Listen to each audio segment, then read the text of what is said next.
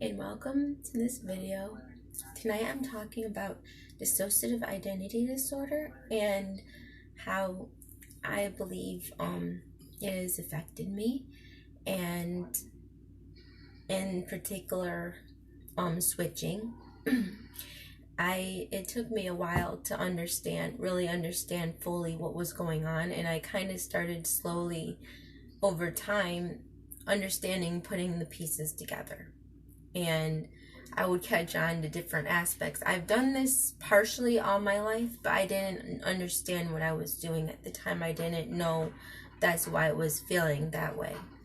I didn't know what to call it. And I would switch a lot and not even know it.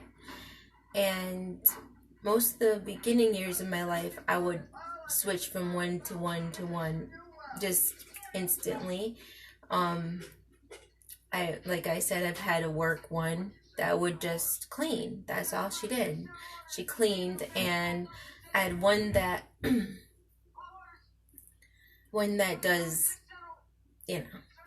she would come out and play my exhibitionist. And that's the one that I really started understanding lately, why she comes out more often. I believe that it's associated with me dolling up, because I believe my mother did that to me when I was being abused.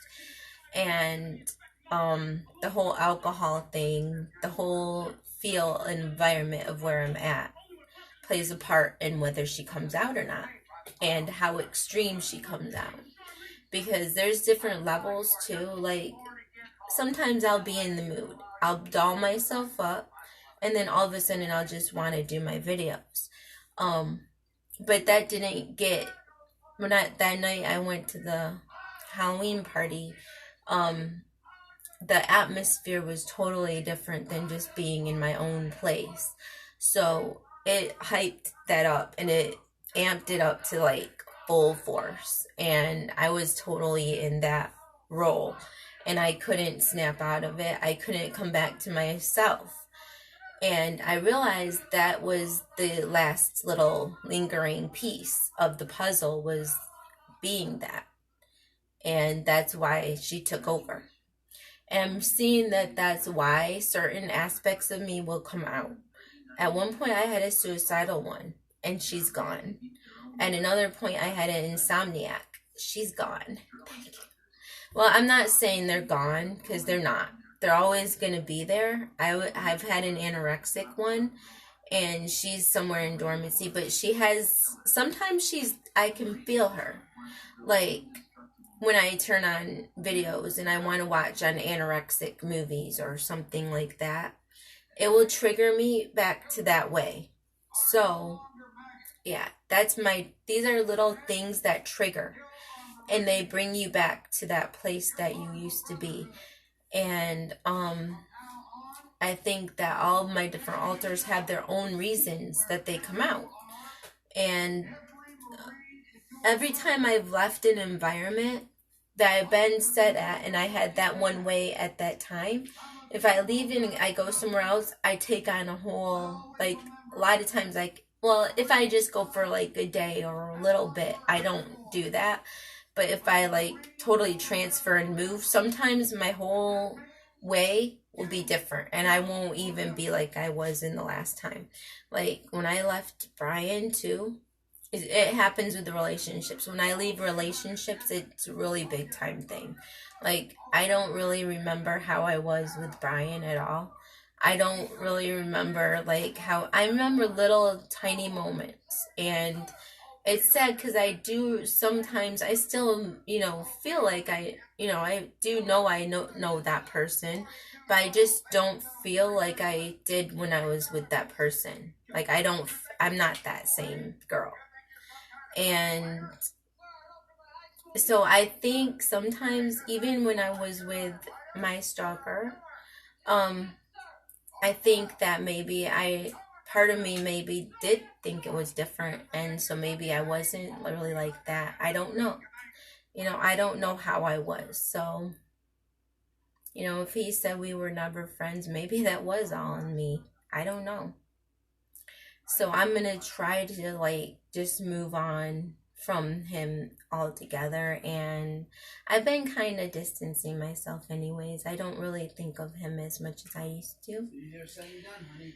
And, you know, not remember that girl, because I don't think that was who I was anyways. And it might not have been that way. Maybe he was right. And we never had a friendship. I don't know. Maybe it's all in my head. So I'm just gonna, from now on, just think that way and not think of people in certain ways, because then I can feel more controlled. And now I have an aggressor and a protector that is helping me and bringing out what I need to be brought out. And this has always been the person I think I was when I first was little. And it's a male, and he helps me. You know, he's more bold than I ever was. And he just comes out in me so strong sometimes and says the right things. And I never understood why I would feel that way. Like, why I would get these gusts of, like, feeling and emotion, and they would be so strong. And I realized that's why. It's him. And it's a dominating feeling, a very controlling feeling. But you have to realize that abuse victims will always have an aspect of their abuser in them. So I think that was, if anything, because the abuser, my molester, the main guy, Fred, he was very controlling. And so I think that aspect is him. And the controlling dominancy of a male that abuses a child. And that's that part of me that takes over sometimes and is like so strong in me. And I'm like, oh my gosh, I get so upset and so angry for I don't know why. And then later on, I'm okay again. You know, it's just weird, but it's what I've had all my life. These are different feelings that come in me all the time. So 1 minute I could be okay. And then the next minute I'd be doing something that I never even was planning to do that day. That's what it's like to have dissociative identity. Like, in one instant, something can trigger you. And you just totally change your plans. That's how it is. And that's kind of how I've always been. And I would just go and do something out of the blue that I was not even planning to do. You're very free-spirited when you have dissociative identity, but you are very, like, on a 1 minute type basis. You can't make plans because you don't know if you'll be feeling that way, or if that part of you will want to do that at that particular time. So it's hard to plan things because you don't, you know, at that minute you wanted to do it, but then another part of you comes out and it doesn't want to do it, and you fight. And that's kind of how I have felt with my dissociative identity disorder. That's what I've come to learn, and I have to feel the switches. I have to figure out what switches each different one. I know certain things someone says or does or dominating over me can trigger certain parts of my dissociative identity. And I think that's what gets me all fired up and gets me upset. I don't know why my suicidal one just left. I don't know what stopped triggering it. But, I mean, I'm happy. And I'm happy that I can sleep through the night now. Or I can get up and go to the bathroom and then go back to bed. So, that's what I've learned about myself and about my disorder. And it doesn't define me. But these are aspects of who I am. And I'm starting to understand and try to work with them. And hopefully one day I really can understand in an even more deeper way. But this is what I see it as. And it's not like Hollywood, but it's just, you know, it's real.